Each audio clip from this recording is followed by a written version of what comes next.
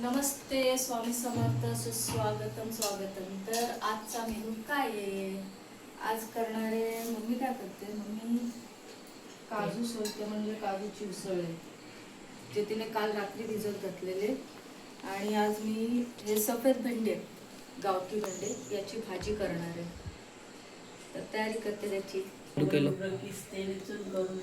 भेंडे स्वच्छ धुवून आधी पुसून घ्यायचे आणि असे कापून घ्यायचे। तुम्हाला जसे जास्त जाड नका कापू आणि अगदी पातळ पण नको, व्यवस्थित मध्यम आकारात कापा।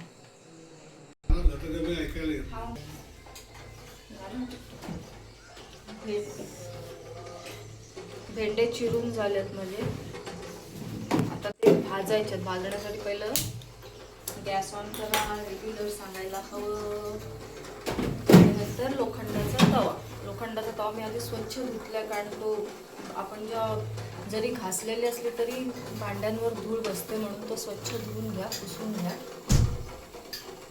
आणि प्रत्येक वेळेला लोखंडाचा तवा वगैरे का सांगते, कारण त्यातून जेव्हा आपण भाजतो ना तर त्यातलं आयन त्या ह्याच्यात उतरतं आणि त्याचा आपल्याला फायदा होतो। आता भेंडा भाजेपर्यंत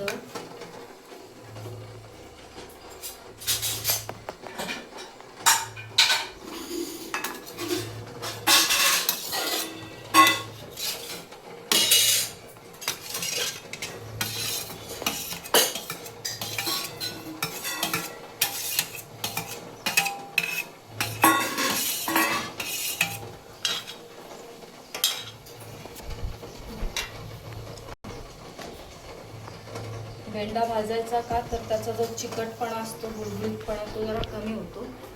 आणि तो भाजून होईपर्यंत इथे मी एक कांदा आणि एक टोमॅटो घेतला, ते बारीक चिरून घेते। ते कांदा चिरून झालाय, अर्धा टोमॅटो चिरून झालाय। अर्धा टोमॅटो मम्मीने ह्याच्यासाठी घेतला, डाळीसाठी।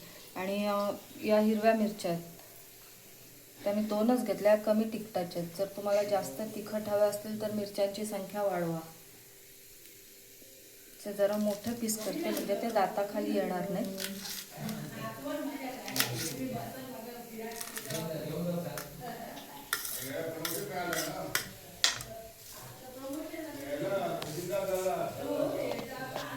आपला भेंडा भाजून झालेला आहे।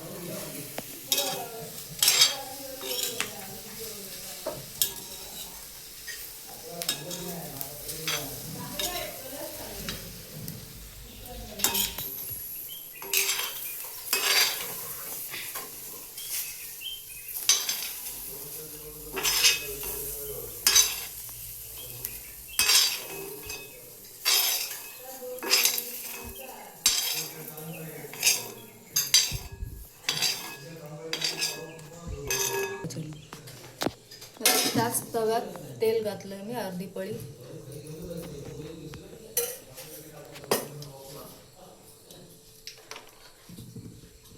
मिरची,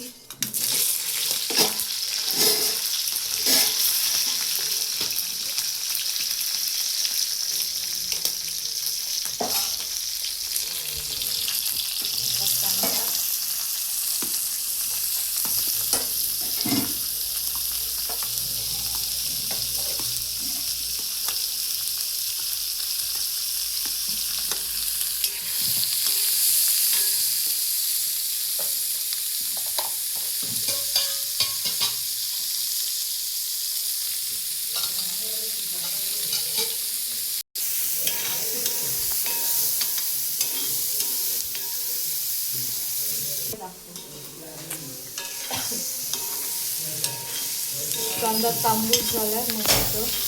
आता यात टोमॅटो ॲड करायचं आहे।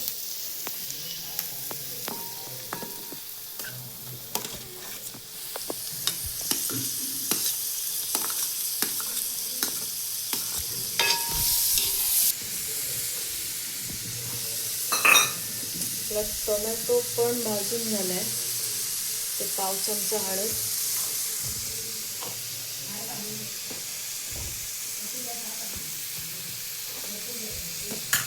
आणि धणा जिऱ्याची पावडर अर्धा चमचा घेतली।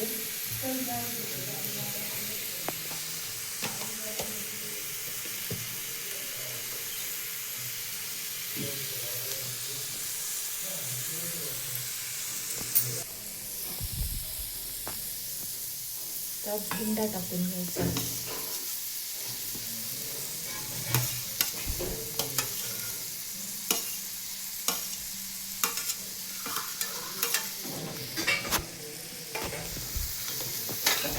व्यवस्थित परतून जरा मिक्स करून घ्या.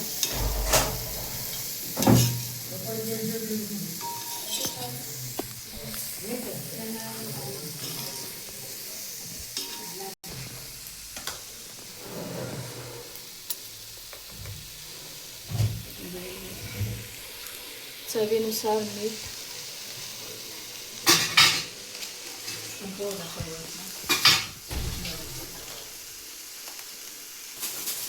आता मी यात त्याच्यात थोडंसं आंबटपणासाठी एक आमसूल किंवा कोकम जे काय तुम्ही बोलत असाल ते टाकले. ते व्यवस्थित फिरवून घेऊन आता झाकून ठेवायचं. आता यात खोवलेलं खोबरं टाकायचं.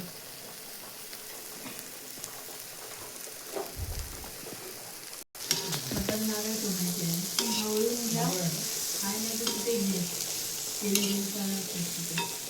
खाली पण